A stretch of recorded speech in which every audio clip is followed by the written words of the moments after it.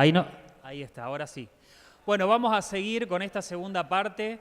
Ya les habíamos, se pueden ir acomodando, ¿sí? Si quieren sentarse atrás, está todo bien. Yo soy Martín Olivero, soy licenciado en cine, también trabajo en la Secretaría de Ambiente junto a mis compañeras, junto a CIME, que es de Educación Ambiental, quien facilitó que hoy podamos estar todos juntos. Doy clases de producción en la Escuela de Cine en la Universidad Nacional de Córdoba. Recién le contaba al profe que una de las cosas que me suele pasar es que me encuentro con público muy diverso con relación al cine, que me pueden preguntar desde lo más básico, como es, por ejemplo, qué es un plano medio, o hay gente que ya te puede preguntar más técnicas de postproducción, qué programa estás utilizando. Así que yo lo que trato de dar es un poco de generalidad de cine, entendiendo al cine también como producción audiovisual, cortometrajes, videos para YouTube, televisión, y vinculándolo, por supuesto, con el mensaje ambiental. Vamos a ver cómo el cine muestra o para qué le sirve al cine contar el ambiente, hablarnos del ambiente. Se los voy a decir desde mi propia experiencia, porque trabajando en la Secretaría, yo también aprendí cosas sobre el ambiente que no solamente es flora, fauna, ecología y recursos naturales. Por eso les anticipo, pregunten lo que quieran, las dudas que tengan. Si ven que por ahí es muy aburrido, me dicen, cambiamos de tema, porque traje así como varias estrategias para que podamos charlar. De lo primero que vamos a hablar es del hombre del siglo XXI. ¿Por qué? Porque es nosotros en esta época somos uno de los primeros que empezamos a tomar conciencia de que no podemos dominarlo todo, de que no somos los dueños absolutos de todo. Cuando el hombre en los siglos pasados o cuando todo era teocentrista y dedicado a Dios, el hombre pensaba que podía dominarlo todo. Yo soy dueño del árbol, yo soy dueño de esa planta, yo soy dueño de tu vida, de las organizaciones. Entonces, la evolución ha hecho que nosotros como seres humanos empecemos a tomar conciencia de que no podemos dominar todo y que estamos metidos, por utilizar una palabra coloquial y que sea clara, estamos metidos en el planeta Tierra, formamos parte de todo un sistema organizado de factores bióticos y abióticos, el suelo, el aire, el clima, los animales, las plantas y el hombre. Nosotros somos parte de ese cosmos del planeta Tierra, o si lo analizamos en forma más macro, del universo, porque el hombre es todo lo que fue, todo lo que es, todo lo que va a llegar a ser. ¿Qué queremos decir con esto? Que pensamos un poco más, que estamos un poco más atentos a que no estamos solos dentro de este planeta. Vamos a la segunda diapo. ¿Por qué hablamos del cine sobre naturaleza y educación? Porque el cine se constituye como un documento de vida sobre la Tierra, al igual que los libros, las bibliotecas, las cosas que nosotros utilizamos para informarnos. El cine no solamente ha sido entretenimiento, no solamente es ir al cine a comer pochoclo, ver una película y divertirnos, sino que el cine se utiliza también como denuncia, se utiliza como documental, se utiliza como investigación. Por eso dice transmisión de conocimientos y culturas. Le aporta al espectador infinitas posibilidades. Por ejemplo, yo creo que ninguno de nosotros, no creo, estuvo presente en la explosión de alguna bomba. Por ejemplo, a nadie se le ha explotado una bomba atómica en la esquina de la casa. O creo que tampoco ha estado en un tiroteo, por ejemplo. ¿Por qué conocemos eso? Por el cine. Uno sabe cómo explota una bomba por el cine. Uno conoce un tiroteo general, si no estuvieron ahora en el tiroteo de Nueva Córdoba de hace poco. Esas cosas uno las conoce a través del cine, porque el cine es un documento que transmite información. Quizás les parezca una pavada, pero nos acerca, el cine nos acerca a África, leones, afuera del zoológico. ¿Ustedes vieron alguna vez un león? Bueno, lo vemos en la tele, lo vemos en el cine, lo vemos en las películas. Nos acorta la distancia entre lo que nosotros queremos conocer. Por eso es un documento y por eso se constituye también como un buen transmisor de esos conocimientos. Desde el punto de vista de la educación, el cine es un instrumento técnico de trabajo y es un sustento conceptual de eso. Nosotros utilizamos desde la Secretaría de Ambiente, por ejemplo, para los chicos más chicos del secundario, les hacemos proyecciones de cortometrajes. Hemos ido con CIME o con otros de nuestros compañeros a secundarios, también estamos planeando hacerlo en primarios ahora, proyectar cortos. ¿Por qué cortometrajes? Porque los chicos vieron que enseguida se dispersan, pierden la atención. En cambio el cortito, al ser cortito, al durar 3, 5, 10 minutos, permite que el chico vea una cosa que empieza y termina, empieza y termina, empieza y termina, entonces los mantenés atentos. Vamos a la siguiente para explicar esos dos factores. La plaquita siguiente. ¿Por qué es un instrumento técnico de trabajo? Porque, bueno, como les decía, es un punto de partida para acceder a los diversos modos de la realidad. El cine es una herramienta, como lo es un libro, como lo son los docentes, como lo son las clases prácticas. Generalmente vieron que es mucho más efectivo tratar un tema y proyectar una película o un pequeño documental o un video para poder... para que el chico entienda más de lo que estamos hablando. Y nosotros a veces fijamos más los conceptos viendo y escuchando que leyéndolo de un libro. En mi caso, por ejemplo, yo tengo mucha memoria visual, entonces me acuerdo de lo que veo, de los espacios, de los lugares, y porque es un sustento conceptual, ideológico y cultural, porque el cine refleja, el cine, televisión, como les decía, cine, televisión, videos web, refleja la realidad, está mostrando un aspecto de la realidad. Y lo que nosotros tenemos que hacer como espectadores es estar atentos. ¿Por qué? Porque siempre detrás de toda realidad hay una ficción y detrás de toda ficción hay una realidad. En 2 o 3 placas más vamos a desarrollar estos conceptos. Lo que tenemos que tratar de hacer es estar atentos a que lo que me están mostrando en cualquier tipo de producción siempre tiene por detrás un equipo de trabajo. No es que una persona puede ir a mostrarte una realidad directamente. El cine necesita instrumentos técnicos y equipos humanos. Por ejemplo, ahí la vemos a Paloma. Esa cámara no se maneja sola. La cámara está sustentada en un trípode para que no se mueva y todo eso lo maneja ella. Imagínense, en una producción, ya sea de un cortito o de un programa de televisión mucho más largo, tenemos que tener distintos responsables que se encarguen de que la producción salga correctamente. ¿De qué estamos hablando? De un camarógrafo, de los equipos técnicos, de la iluminación, del sonido, de la producción, de la postproducción, del maquillaje y el vestuario. ¿Quién, aparte de ustedes que hacen comunicación, alguien más hace comunicación acá? Sí, ven la cuestión esta de la tele, ¿la ven desde los primeros años o la ven en los años más avanzados?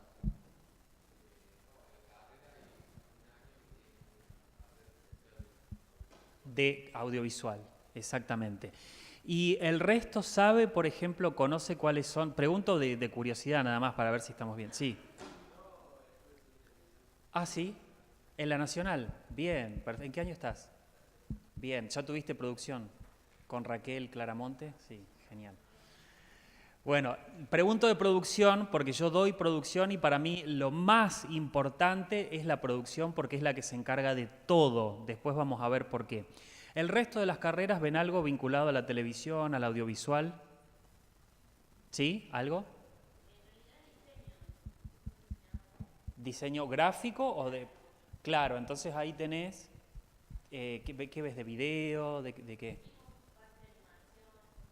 Ah, exacto, animación, exactamente. Bien, ¿alguien más que vea? Pregunto como para orientar, por si le estoy errando lo que les quiero explicar o no. Bueno, vamos a seguir.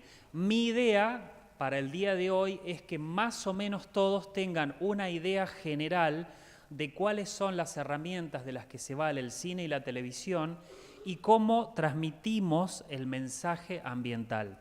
Por eso avanzamos, vamos a la próxima placa. Hay algo que nosotros no nos damos cuenta, yo tampoco me daba cuenta, cómo ven la segunda parte cuando dice películas que tratan el tema ambiental de manera indirecta. ¿Por qué podemos decir esto, por ejemplo? Si yo veo una película, un western, una película del lejano oeste, tenemos generalmente el bandido, el tiroteo, vieron que cuando hacen eso, no me sale el nombre, que van caminando así, se disparan, o que es el duelo, o cuando aparece el vaquero solo en medio de ese paisaje agreste. Tenemos una desolación en ese lugar. Vieron que generalmente hay viento, pasa la bola de pasto, los escenarios marrones, las tabernas. Hay una cuestión solitaria que te la está dando el ambiente y que quizás eso indirectamente esté influyendo en ese personaje, en ese vaquero solitario o en esos dos tipos que van a hacer el duelo. ¿Qué significa esto? Que todo ambiente que nosotros estamos mostrando, no solamente en un documental de flora y fauna, por ejemplo, o de las áreas naturales, en una película el ambiente ya está predisponiendo la situación, lo que va a pasar. Les dije el western, una película de suspenso, por ejemplo. Yo nunca vi una película de suspenso que esté hecha en un día luminoso, en un día radiante. Las películas de suspenso generalmente tienen ese ambiente lúgubre, tienen o neblina o noche, los personajes medios oscuros, siniestros. Por ejemplo, en la película It sí tiene paisajes luminosos y tiene un payaso súper colorido. Por ahí tenemos, por contraste, tenemos un personaje que aparece en contraste, porque los payasos generalmente son alegres. Ese payaso es tétrico, es tenebroso. Y ya que aparezca desde abajo de una alcantarilla en un día lluvioso, ya te está como predisponiendo a que algo raro va a pasar. Por ejemplo, en el drama, ¿vieron las películas dramáticas donde el otro día estaba viendo la serie esta Gran Hotel, que ya tiene como, creo que 5 o 6 años ya? Cuando se conoce la protagonista con el protagonista, vos te das cuenta de si estos dos se van a hacer novios porque están caminando en medio del río, un paisaje verde, con el río de fondo, van de la mano, pasan los árboles, las hojas que se caen, las flores. El ambiente te está diciendo algo de esa relación. Por eso tratemos nosotros de estar atentos cuando vemos una producción.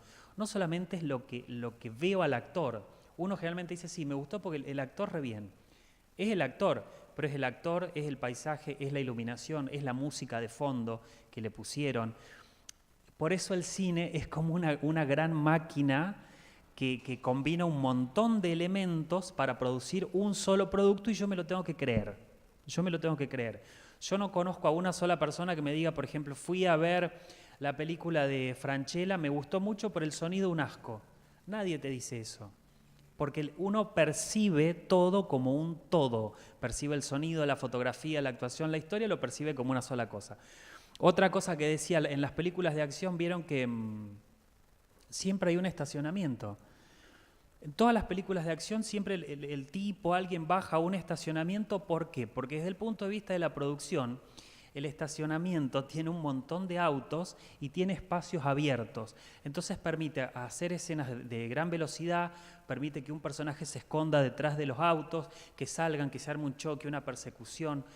O sea, a lo mejor son detalles demasiado de color los que les estoy diciendo, pero para que observemos cómo los lugares predisponen ya lo que estamos viendo en cada una de las producciones que nosotros hagamos.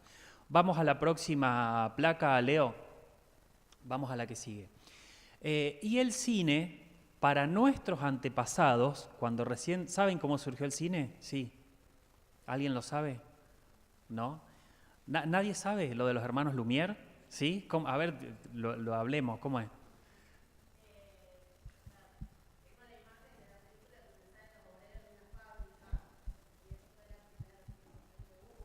La de los obreros es la segunda, en realidad. La llegada del tren, exactamente. Primero estaba Exactamente, el público se creyó que el tren estaba llegando y se los iba a pisar. Estaban en la sala, se creían que iban a ver algo estático. Hasta ese momento lo único que existía era la fotografía inventada por Daguerre, que había inventado el daguerrotipo. Los Lumière toman esta máquina, hacen que se saquen un montón de fotos por segundo, para decírselos así casero, y ese es el efecto cinematográfico. Filman la llegada del tren, el arribo de un tren, se llama el cortito, que creo que son 2-3 minutos, lo proyectan en París y la gente sale disparando de la sala porque piensa que los va a pisar el tren. Les decía, para nuestros antepasados, cuando recién surge el cine, surge como un adorno, como entretenimiento, como estas cosas. Después aparece Méliès, que empieza a poner efectos especiales. Hay un fotograma que no lo tengo acá, pero a lo mejor se lo acuerdan. Es la luna que tiene como un coso acá en el ojo, que es una cápsula, no me acuerdo. Bueno, el viaje a la luna, exacto. Méliès, exactamente, la novela de Julio Verne. Méliès estaba filmando y de casualidad hace un corte. Imagínense que ella me está filmando. Corta, yo me voy de plano y cuando vuelve a grabar el lugar aparece vacío. Entonces él se da cuenta que al reproducir eso es como si la persona hubiera desaparecido. Ahí descubre los efectos especiales y los utiliza en esta película, El viaje a la luna. Y así sucesivamente el cine después se descubre la planificación, contar. Dejó de ser teatro filmado para pasar a ser plano general, primer plano, plano medio, etc. Eso lo hace Griffith en El nacimiento de una nación. Les nombro así películas que pueden resultar importantes verlas.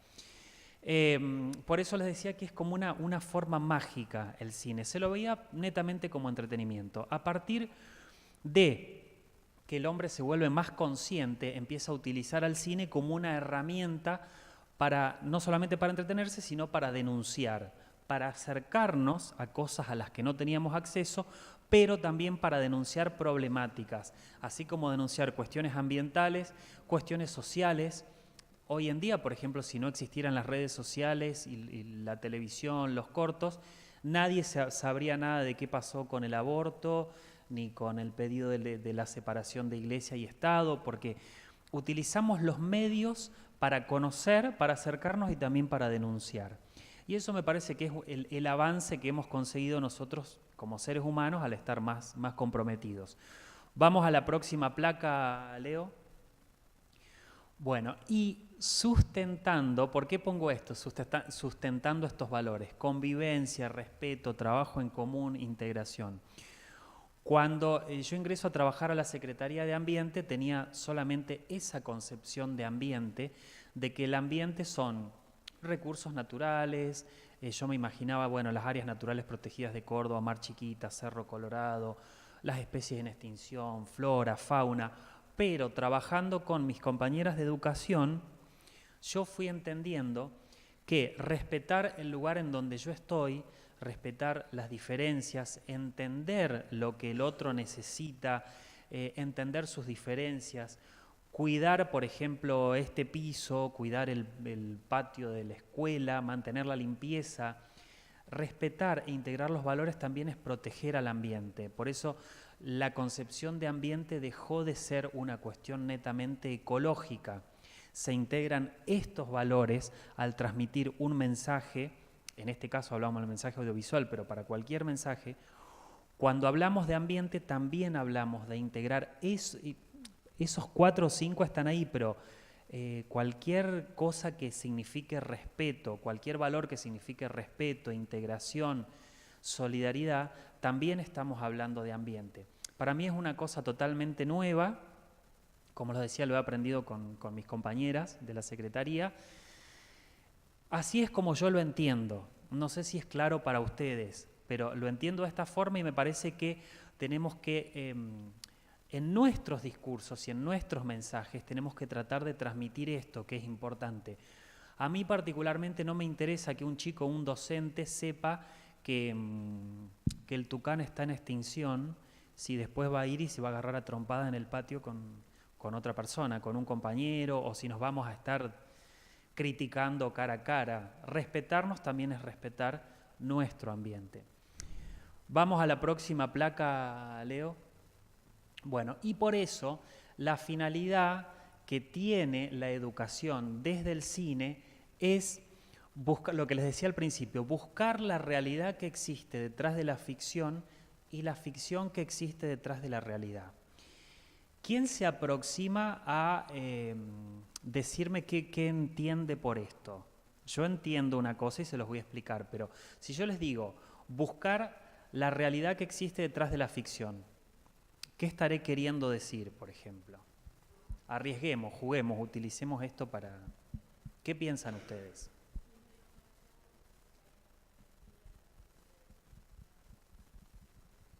Para que no escuché la última parte, ¿cómo el mensaje?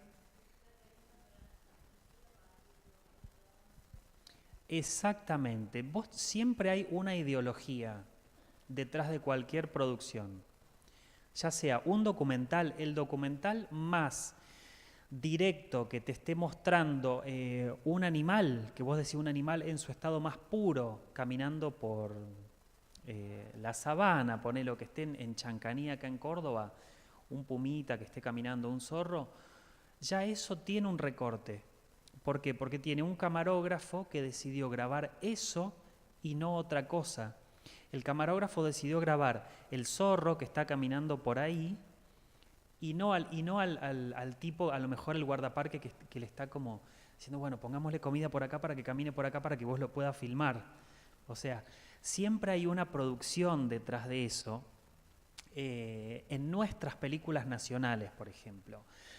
Una película de la Guerra de las Malvinas, como Los Chicos de la Guerra, hecha en el 82, 83, que recién terminaba la guerra y que este país recién comenzaba con la democracia, va a ser muy diferente el mensaje a la misma historia, por ejemplo, Iluminados por el Fuego, que también toca el tema de la Guerra de las Malvinas, pero que se hizo 25 años después. Va a ser totalmente diferente porque el contexto social, cultural, donde se produjo esa película es totalmente diferente. Entonces, tratemos nosotros de estar atentos a ver siempre detrás de cada ficción cuál es la realidad que la produce. Detrás de cada película que vemos, cualquier película que vemos, veamos quién es el director, qué otra filmografía tiene ese director. Sí. Sí, sí, también, sí. Sí, porque...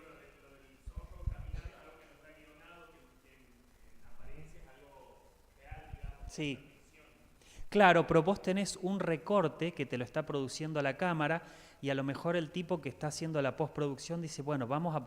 A lo mejor se escuchaba que alguien hablaba, che, mira, mové la cámara más acá, que... Y el del sonido dice, bueno, vamos a sacar ese sonido y vamos a poner sonido de viento como para que el zorro esté caminando en total paz. Y después dice, no, dice, pero pongámosle pisaditas, pisaditas para que se escuche como que va pisando.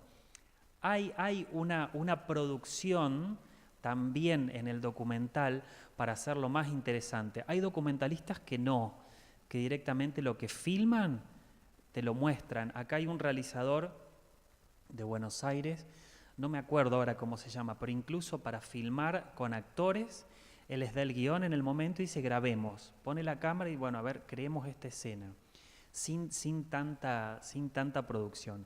A mí me... Sí.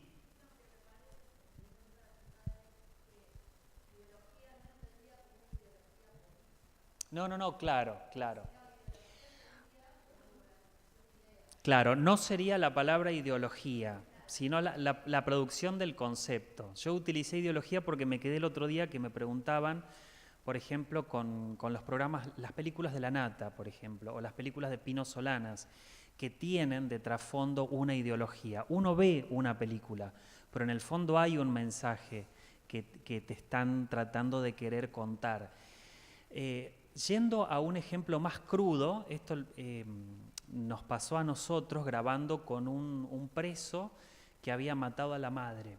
Entonces él contaba su experiencia y él, estábamos grabando y él termina el documental, termina su discurso diciendo, nunca me arrepentí de haberla matado. ¿O sí? Entonces nosotros a la hora de hacer el montaje teníamos dos posibilidades. Si nosotros terminábamos el documental diciendo yo nunca me arrepentí de haber matado a mi mamá, pum, terminó, títulos, todo, quedó como que el tipo nunca se arrepintió. Pero si nosotros desde el montaje dejábamos la parte donde él decía o no, era totalmente diferente el mensaje, porque ahí estábamos planteando una duda. Entonces uno desde el cine puede manipular todos los factores, el mensaje, lo que veo, lo que escucho, la actuación misma. Uno desde la postproducción a un actor le podés levantar totalmente su actuación o no, le cortás las tomas que están mal, lo tratás de meter. A diferencia de otro tipo de arte, a diferencia de la pintura, a diferencia de la escultura, el cine se puede... en el cine intervienen varias manos, varias responsabilidades, y en cada una de ellas vos podés transformar el producto final. Ahora en la próxima placa vamos a ver distintos de esos rubros. ¿Es claro esto o quieren que se entiende o no? Sí. Construir una intencionalidad. Vos podés cambiar un mínimo, yo puedo cambiar una iluminación de una persona y la transformo totalmente. Puedo cambiar el ángulo de la cámara y cambias totalmente lo que querés decir. ¿Por qué? Porque, por ejemplo, si yo me pongo acá y ella si yo estuviera más alto, ella al hacer un plano así, que se llama en contrapicado de abajo hacia arriba, le estás dando poder a la persona. Le estás dando como una superioridad, algo mucho más. Eso es parte del lenguaje, cosas muy específicas. Y si yo, por ejemplo, me pongo acá más abajo y ella me hace un plano en picado, me está empequeñeciendo, me da menos poder. Vieron que generalmente cuando aparece en una película un presidente, una personalidad importante, un sacerdote, no sé qué, siempre la cámara lo toma desde abajo. Entonces le da como una importancia mucho más grande. Y si al contrario, si lo querés disminuir, lo ubicás así. Bien al final vamos a agarrar la cámara y vamos a hacer una pequeña práctica para que lo vean, porque si no, no tiene sentido. Ah, estoy ahí. No sabía. Perdón, no iba la cámara ahora, fue un ejemplo así. Bueno, seguimos con esto. No, vuelvo una para atrás.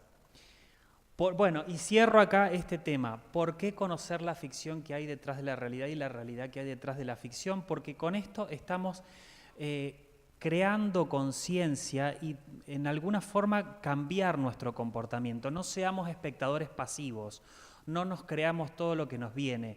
El cine no es solamente Hollywood, el cine no es solamente las películas que se estrenan, porque imagínense que al año se estrenan 70.000 películas, de las cuales una gran parte son producidas en India.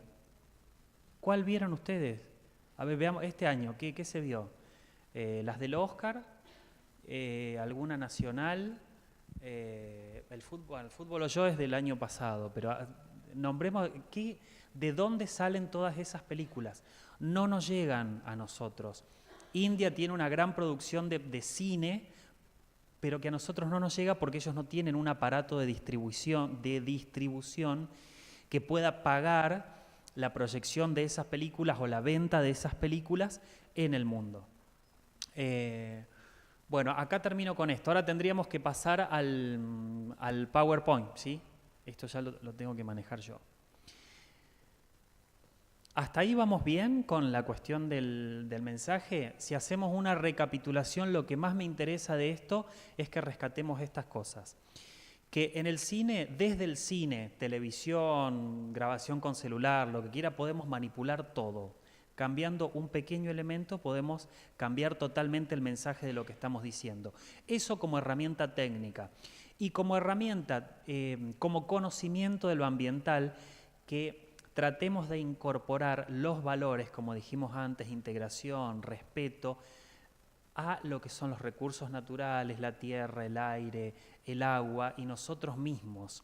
Tratemos de tener un concepto más inclusivo, utilizando esta palabra, un concepto más inclusivo del ambiente que no se limite solo a los recursos naturales. Esto, bien, funciona.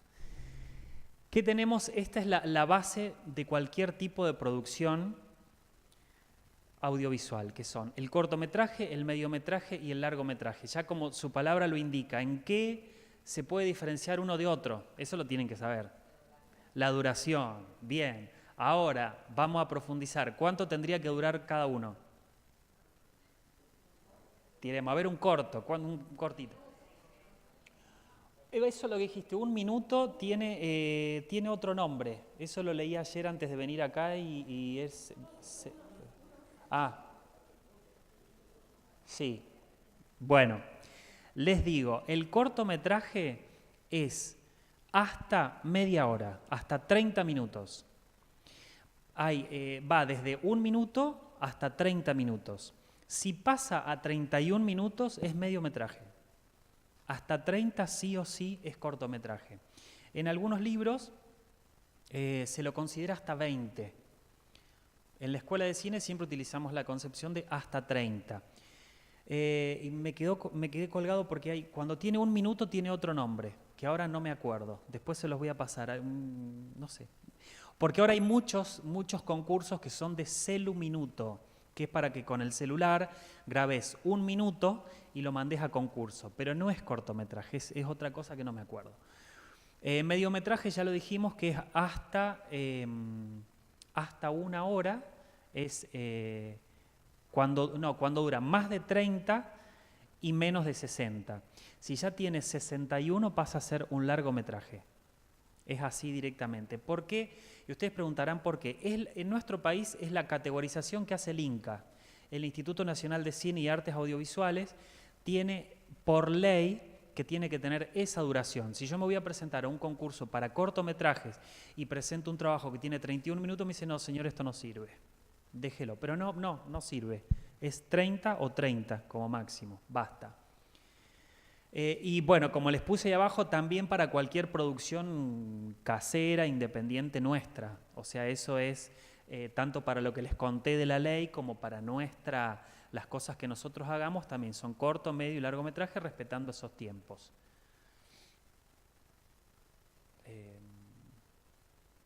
Ahí está. Siempre que voy a escribir, ya sea un documental o una obra de ficción, tengo que tener sí o sí una base, que es un guión. Generalmente pasa que ustedes se asustan cuando uno dice guión porque se creen que es algo súper complejo, que hay que escribir que las 2 columnas, que una columna, que no sé. No. Tratemos de tener una guía de lo que nosotros queremos contar. La otra vez, las chicas, sus compañeras que están en la carrera de comunicación, están por hacer un cortometraje. Es un corto, sí. Bueno, pensé que eran de comunicación. Bueno. Claro, bueno, ellas van a hacer un cortometraje y el otro día estábamos charlando. Vos no podés grabar nada así, bueno, total, filmás, no. Tiene que haber una base, necesitamos sí o sí un guión, que es un documento escrito de todo aquello que vamos a escribir. Ya sea algo de ficción o ya sea un documental. En el caso del documental va a ser diferente porque yo no puedo planificar, si voy a hacer una entrevista, yo no puedo planificar lo que me va a contestar la persona, porque la persona me va a contestar lo que me tiene que contestar. Sí puedo planificar las preguntas, sí puedo planificar el lugar, la duración o la orientación que le quiero dar, para no decir ideología, vamos a decir, para dar una cierta idea de qué quiero lograr con eso. Vamos a la siguiente, ahí está.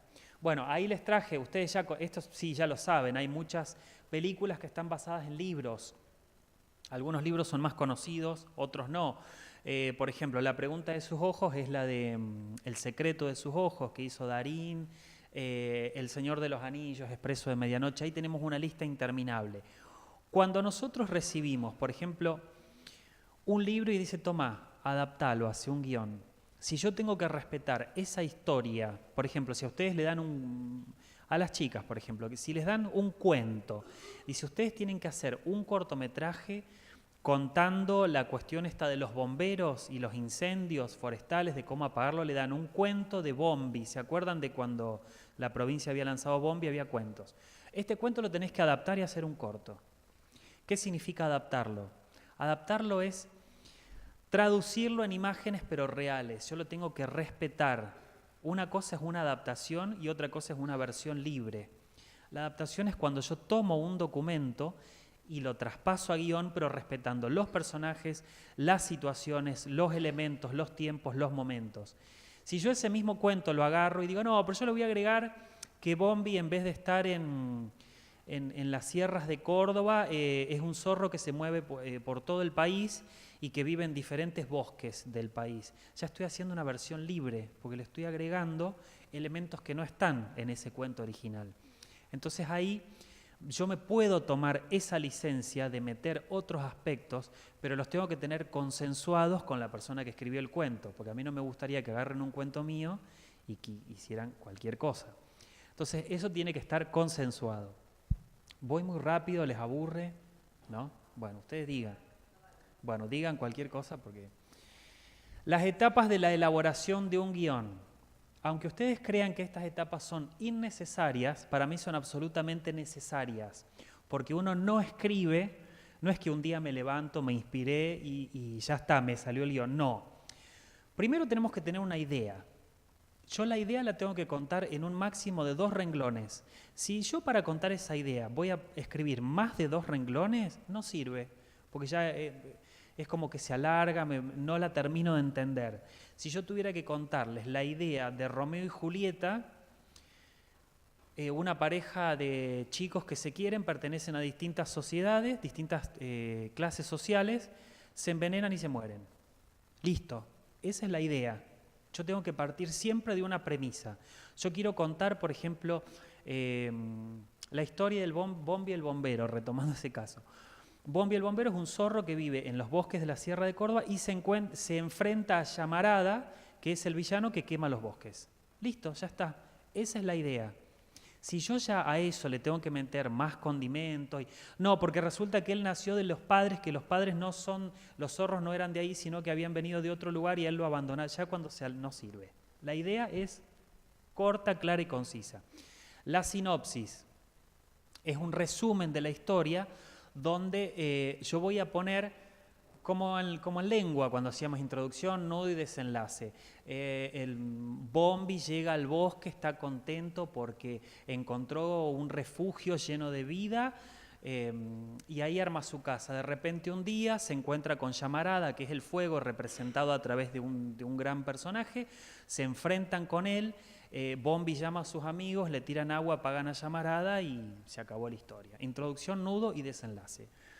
Y el tratamiento, particularmente a mí es lo que más me gusta, que es donde le vamos a dar la atmósfera a eso, lo vamos a pintar.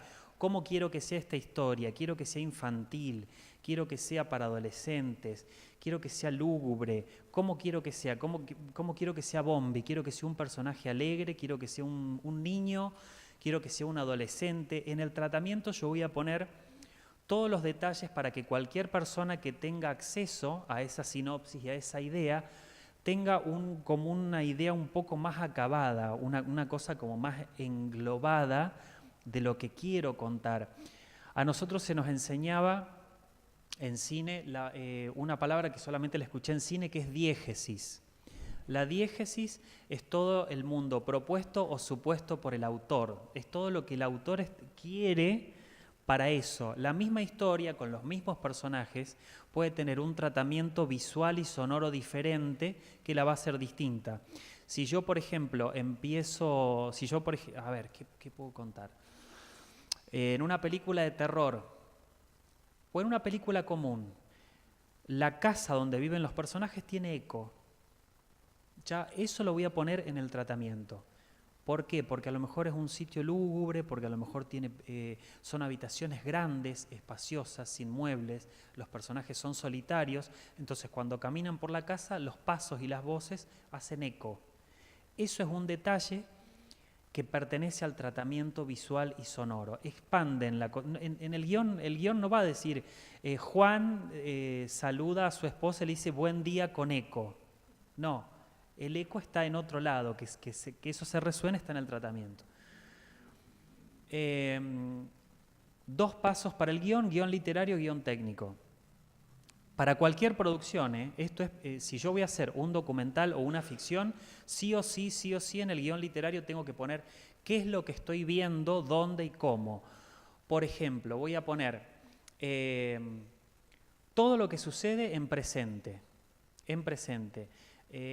¿Cómo sería el guión de esto? Sería un salón grande donde se ve un cartel en el fondo que dice Universidad Blas Pascal, muchos alumnos sentados escuchando, algunos toman nota y el disertante enfrente caminando de un lado a otro. Yo ahí estoy describiendo lo que veo. Yo no puedo describir lo que no veo ni lo que va a pasar. Yo no puedo decir...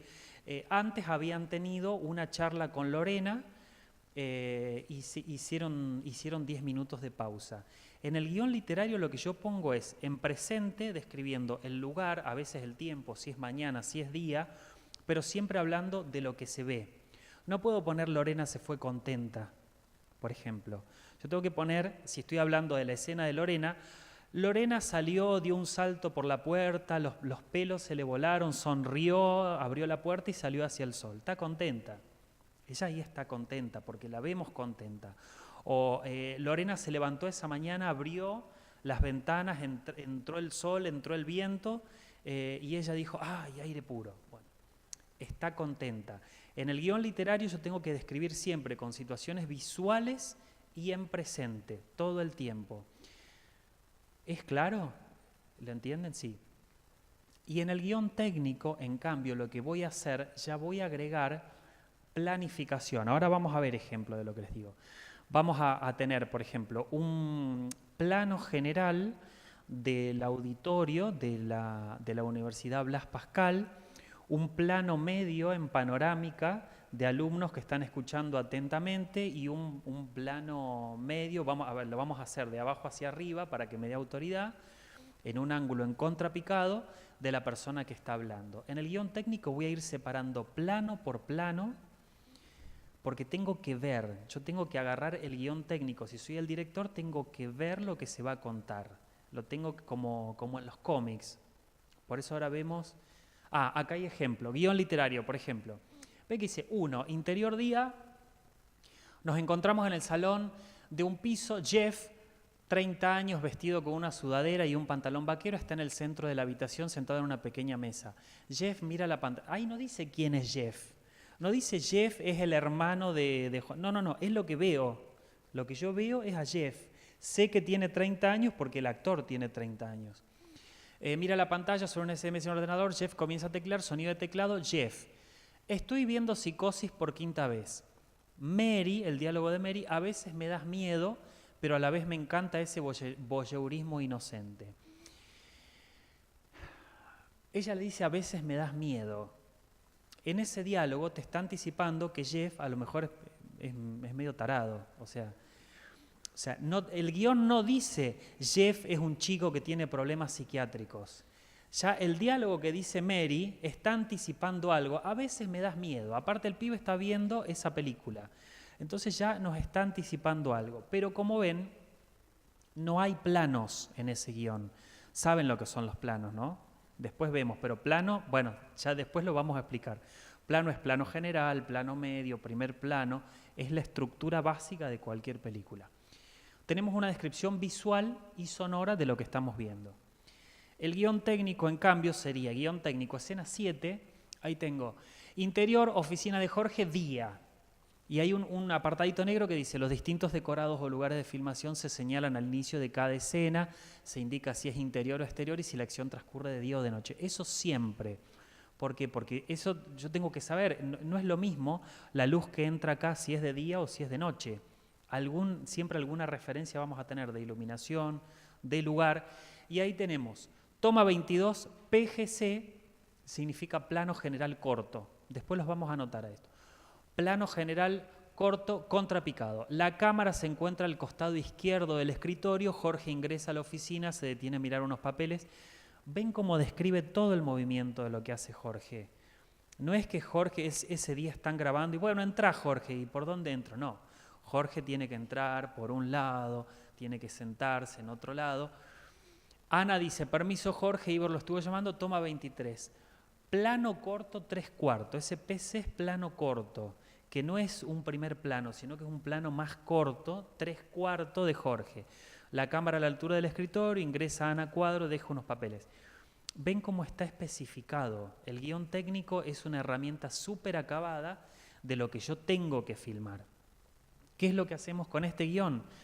Si queremos hacerlo más visual, vamos a hacer un storyboard, que es... Ahí está. Ese es un storyboard, por ejemplo, de Los Simpsons, un storyboard básico. El guionista tomó ese storyboard y empezó a dibujar plano por plano lo que después se tiene que animar. Entonces ahí tendríamos, por ejemplo, en el cuadro número 1, ahí tendríamos podría ser un plano entero de la mesa donde vemos a 4 personas sentadas alrededor, algunos con las manos apoyadas. Ven, ahí yo no voy a decir ni Marge ni Liz, no, son personajes y lo que están haciendo. corta a un plano medio de Homero que está mirando hacia un punto fijo y corta hacia un plano de Homero teniendo una cerveza. ¿Ven? Ahí lo que hizo el dibujante fue agarrar el guión y hacer plano por plano. Después el animador verá cómo hace la secuencia de animación, pero tener una idea de cómo está quedando el producto. ¿Es claro esto? Porque a veces me preguntan qué es lo que es el storyboard, para qué sirve. ¿Para qué sirve? Porque hasta incluso al actor, si yo soy actor, voy a agarrar y digo, a ver qué estoy en, dice, bueno, por ejemplo, Martín está enojado, pero estoy enojado en un plano medio. Entonces, si estoy enojado en un plano medio, estoy enojado en un plano medio. Por más de que yo haga esto, de que haga algo con el cuerpo, no se va a ver. Tengo que ver que tengo que estar enojado con esto, entonces voy a estar así. Y si estoy enojado en un plano general, pónganle que la cámara está lejos, lejos, lejos, no se me va a ver la cara. Entonces ya tengo que, o sea, tiene que ser una cuestión más física, tengo que mostrar al enojo.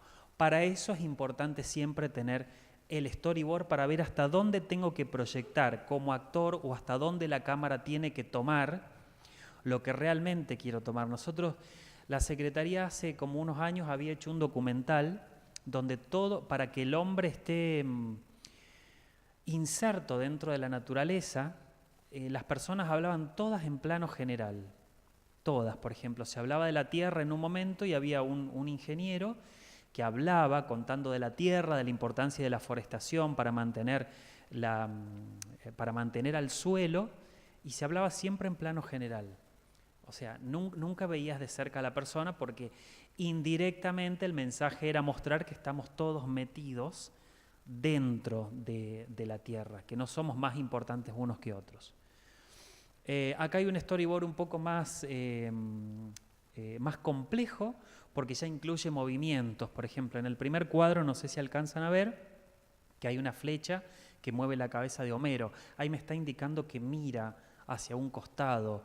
Después, en el cuadro número 4, si lo ven ahí, ven que hay un cuadro y adentro hay otro cuadro que están reencuadrando otra cosa. Eso significa que la cámara empieza, el plano es más amplio y se va cerrando en zoom a mostrar a Bart y a Lisa que están ahí en el fondo. Gráficamente, uno ya lo ve y lo identifica, dice, bueno, esto acá es un zoom, esto es un corte, todo, pero es como para que todos, es una convención, para que todos sepan de qué forma va a quedar el producto final. Vamos, no me cambia, ahí va, bueno. Y acá es donde yo les decía, lo que hablábamos al principio, que cualquier factor, cualquier elemento que nosotros cambiemos dentro de la producción me va a estar afectando a todo el resto del producto, porque tenemos diferentes rubros que hay que cumplir y cada uno se hace responsable de una parte. Hasta el mismo director, que es el que tiene que tener en su cabeza todo, el director ya no puede hacerse responsable ni de la producción, ni de la fotografía, ni del sonido. El director lo que hace es conjugar todos esos elementos, pero no es el responsable. Para eso tenemos estos rubros que son dirección, producción, fotografía, sonido, dirección de arte, maquillaje y vestuario y postproducción. A su vez, dentro de cada uno de esos rubros hay diferentes departamentos. Por ejemplo, dentro de fotografía está la fotografía fija o está el iluminador, que pertenecen al mismo lugar. Dentro de, por ejemplo, el director a veces trabaja con el montajista, que es el que va a cortar el metraje final de la película. Pero quería que conozcan estos porque suelen ser confusiones que se generan, porque dicen, no, el productor al final hizo... No, el productor hace esto, el director de fotografía hace esto, el director hace esto, que es lo que vamos a ver ahora con ejemplos.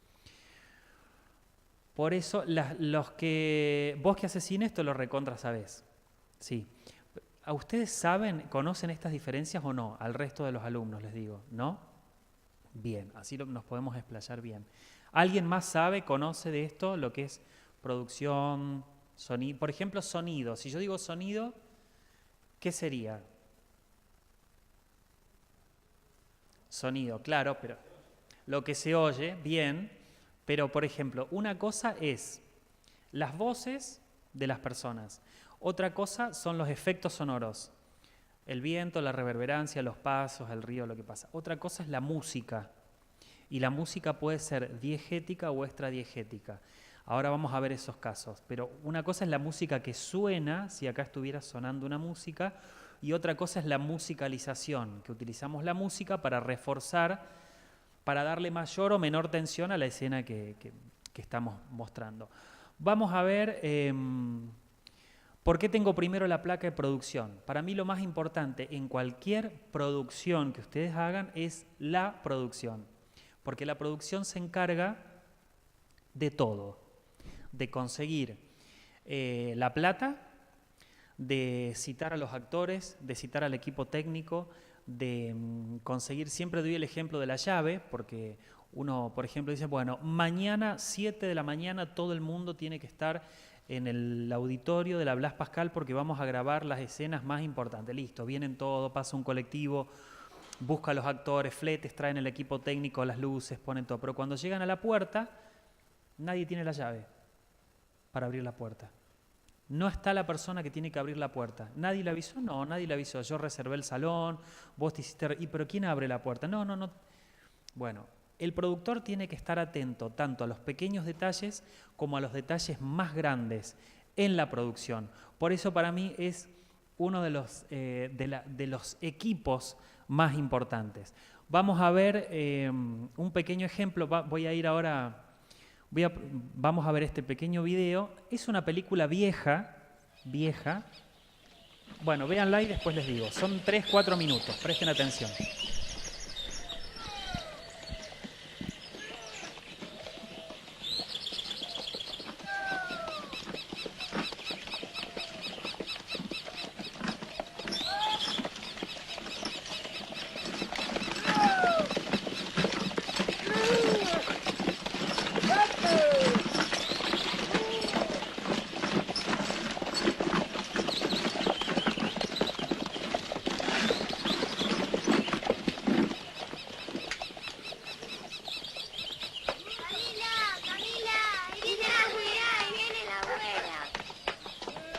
Abuela, vamos a recibirla.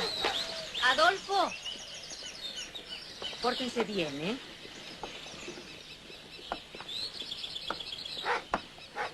Ahí llega. Reír impuesto, soldado. ¿Son para que no se escape? ¿Y por qué se va a querer escapar la perichona? Ya les dije que no la llamen la perichona. Si todo el mundo la llama así. No importa, es tu abuela, la tenés que respetar, Camila. Mamá, ¿por qué la encierran? ¿Porque es una espía? ¿Qué es una espía?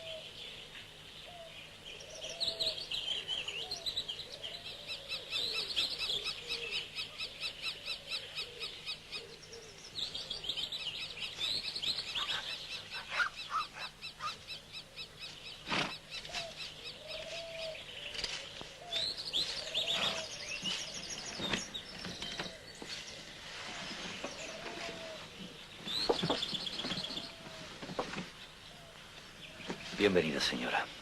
Deseo que su permanencia aquí sea lo más placentera posible. Placentero.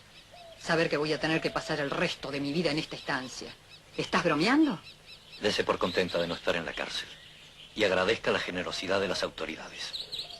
Soy tu madre, Adolfo. Te ruego que no lo olvides.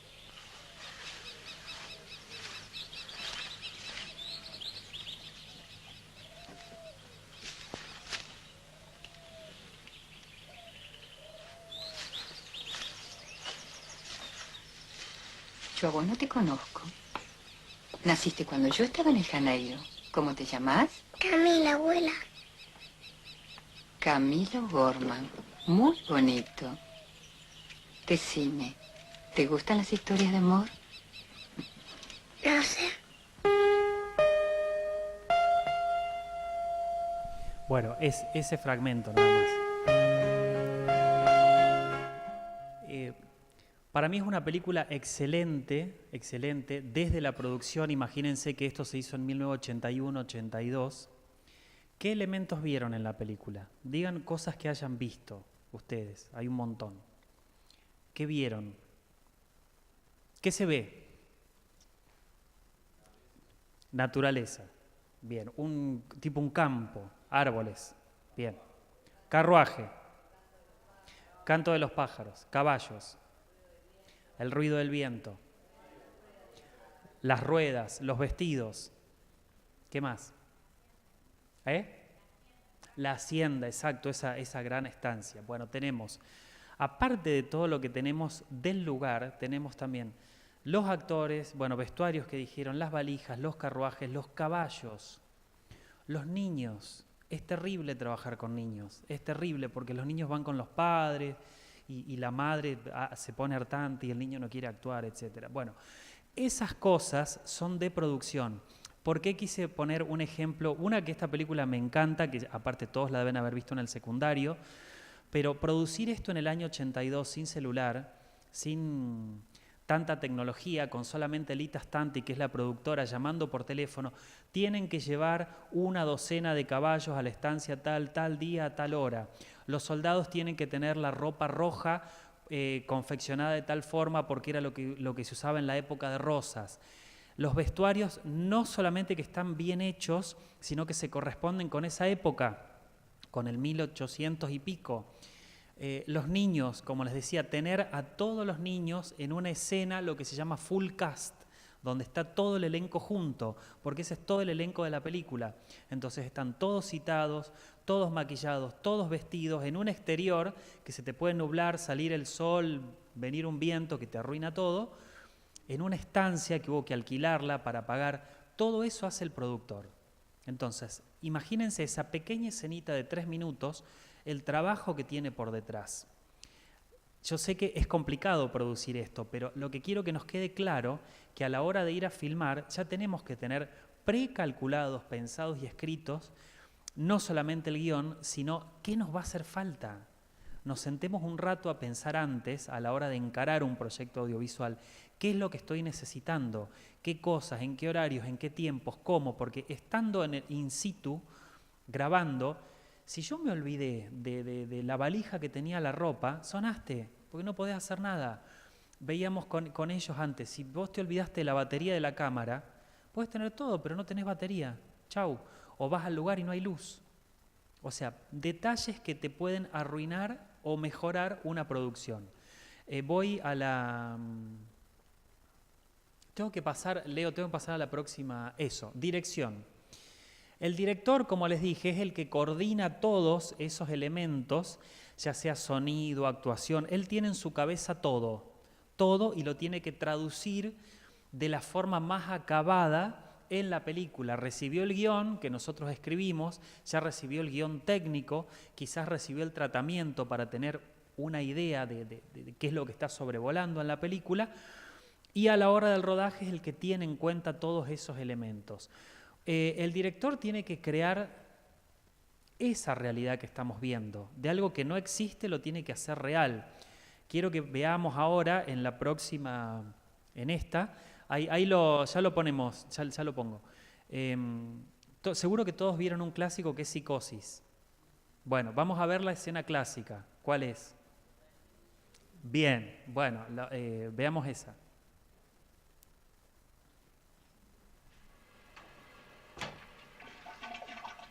Después les digo por qué la vemos.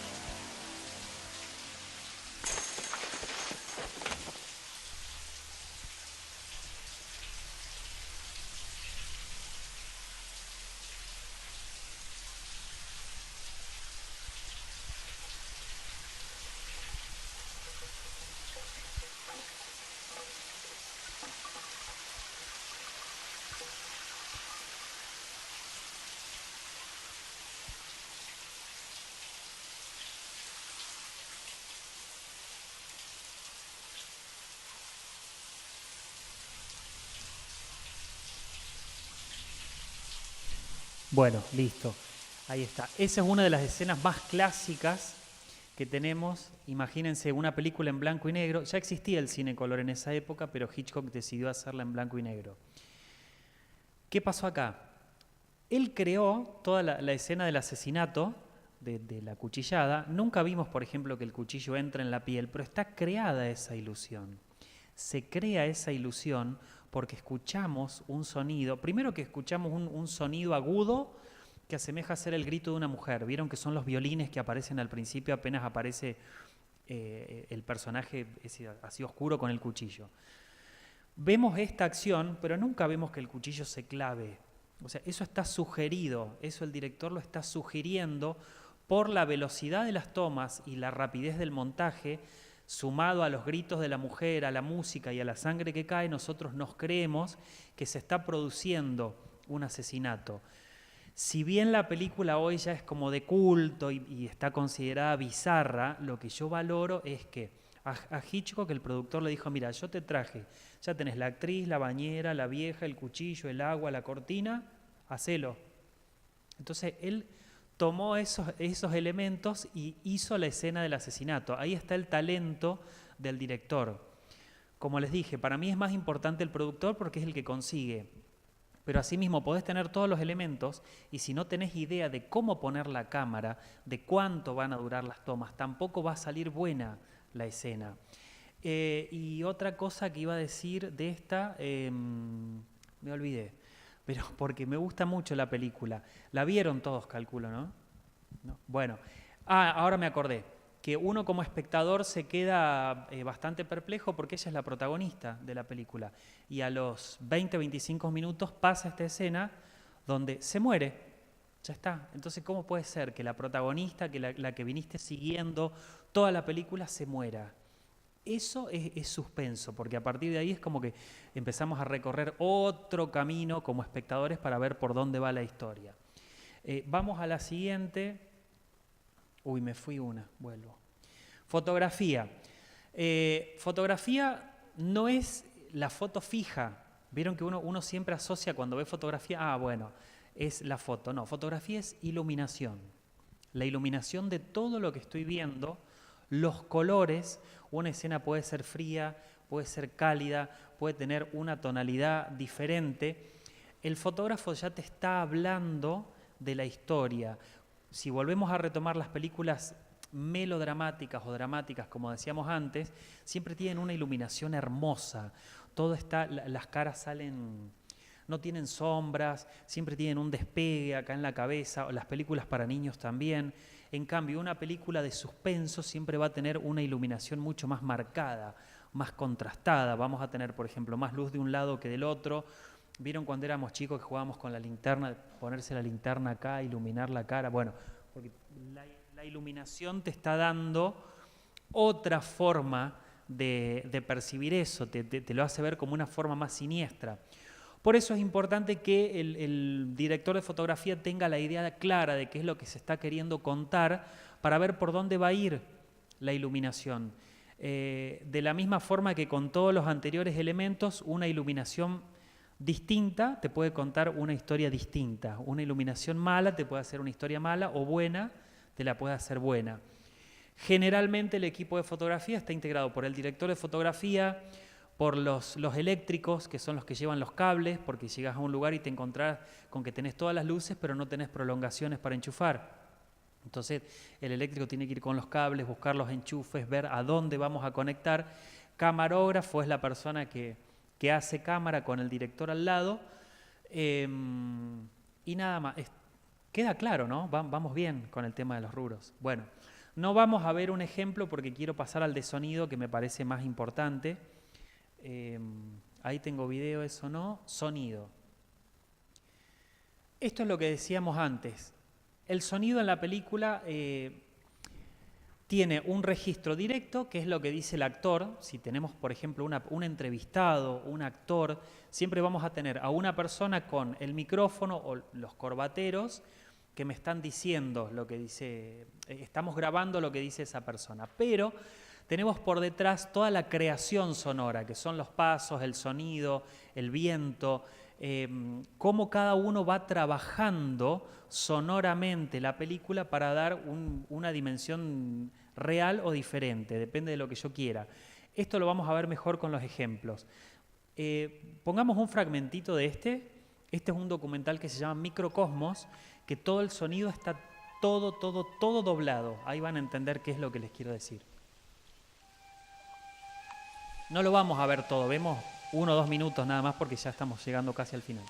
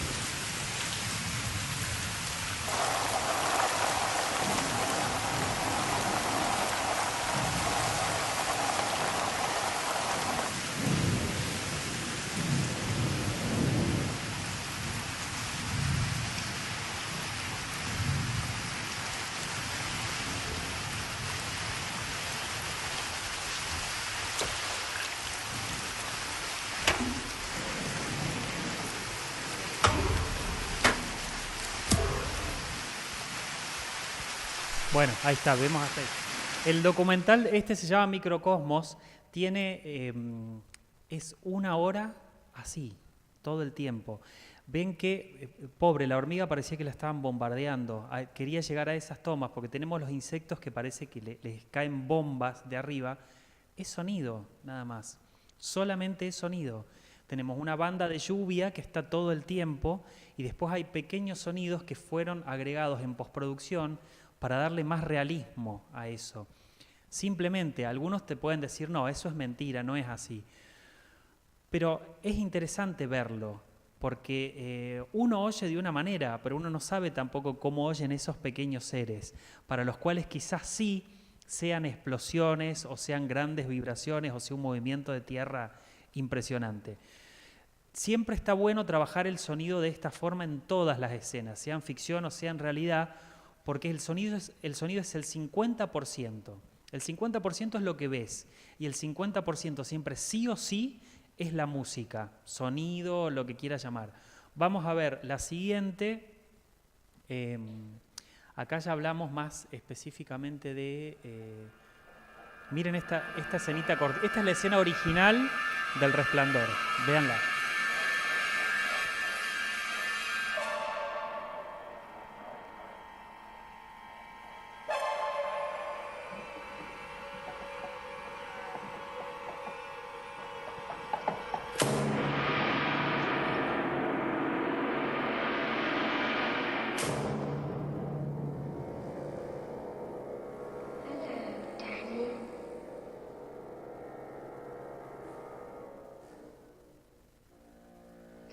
Play with us.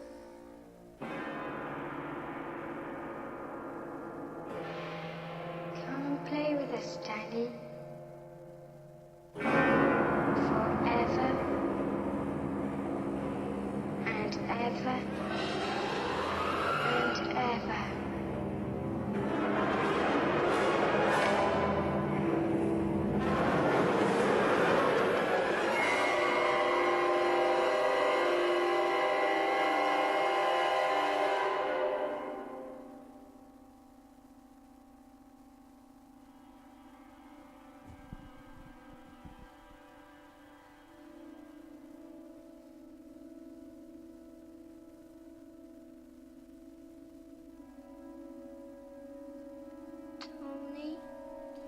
Bueno, ahora vamos a ver la misma escena, voy a pasar a la próxima placa, la misma escena, pero musicalizada con otra música.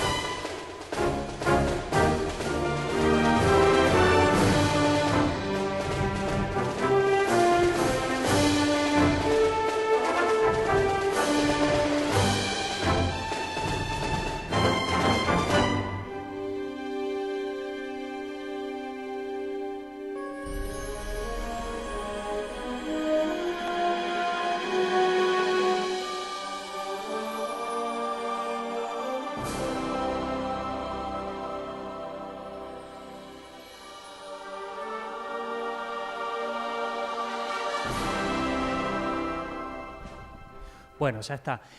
Es evidente, ¿no? Como en una percibimos una cosa más de suspenso, hasta lo vemos mucho más terrorífico. Esos cuerpos de las nenas con sangre se ven tenebrosos. Y en la segunda la música te predispone de otra forma, como si hasta incluso el niño se estuviese imaginando eso que está viendo. La música, como les decía, es el 50% de la producción y te puede cambiar totalmente la perspectiva. Está bueno probar cuando nosotros estamos produciendo, si ya tenemos toda una pista, por ejemplo, de entrevistas, imágenes, o si tenemos una cuestión de ficción, ¿qué música va mejor con eso? Porque podés cambiar totalmente la intención para un lado o para otro. Algunos directores, incluso a partir de la música, le encargan, por ejemplo, al compositor, bueno, componeme esto, y en relación a la música después van armando el montaje final de la película para que vaya acorde a lo que quiero transmitir. Vemos la última, a ver, creo que es la última. Ahí está, tenemos estos últimos dos rubros que no son menos importantes, pero te hacen a contar la película. Dirección de arte, maquillaje y vestuario.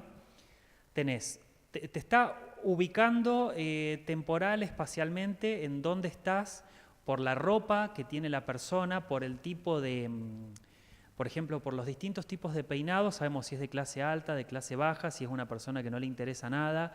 No es lo mismo una persona que vaya a aparecer con el pelo corto a un tipo que aparece con sombrero, por ejemplo, o vieron en las novelas que siempre aparecen las malas con sombreros gigantes.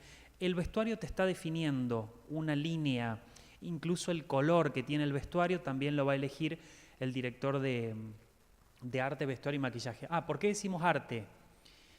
Porque el arte es eso, es todo lo que yo veo que está puesto, que no es iluminación y que no es sonido. Por ejemplo, esto me está hablando de que esta sala de exposiciones tiene como cierto nivel de categoría para recibir a personas importantes. Porque si acá no hubiera nada, decís, bueno, es, no sé, una cosa más abierta.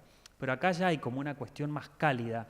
Esto es dirección de arte. Y en las películas, sobre todo, bueno, en esas de Harry Potter, ahí tenés mucho castillo, vestuario, telas, iluminación, todo eso hace a lo que yo estoy viendo. Y en cuanto a la postproducción, el editor es la persona que recibe todo lo que nosotros grabamos.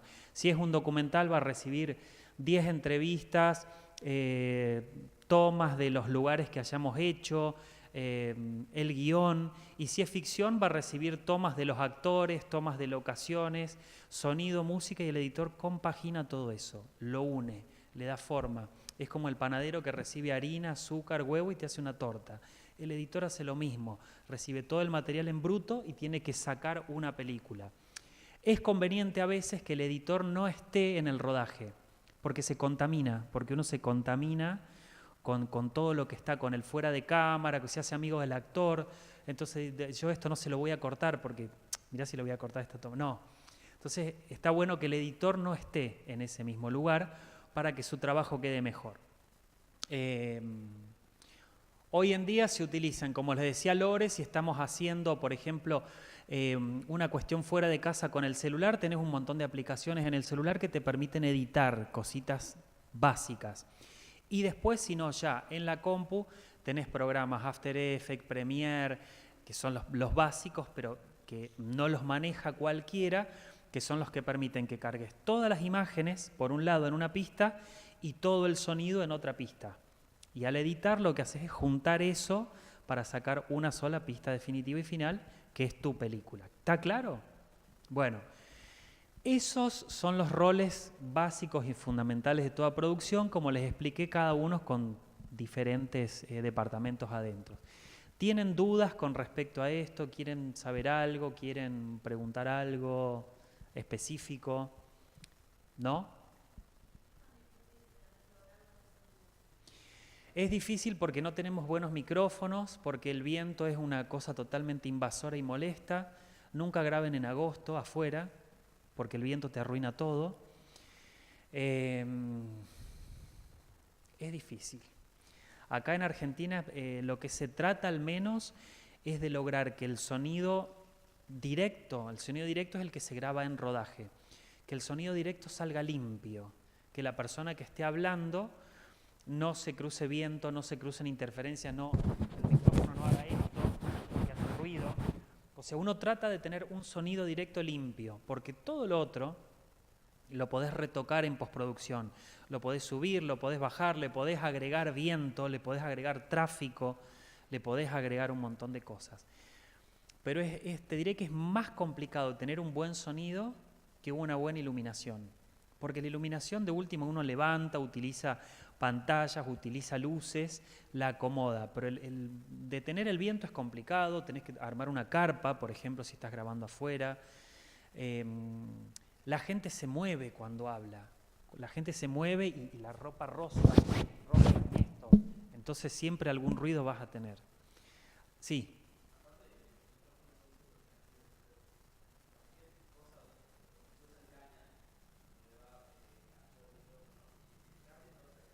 Sí. Al cable hay que tenerlo con la mano también para que no se...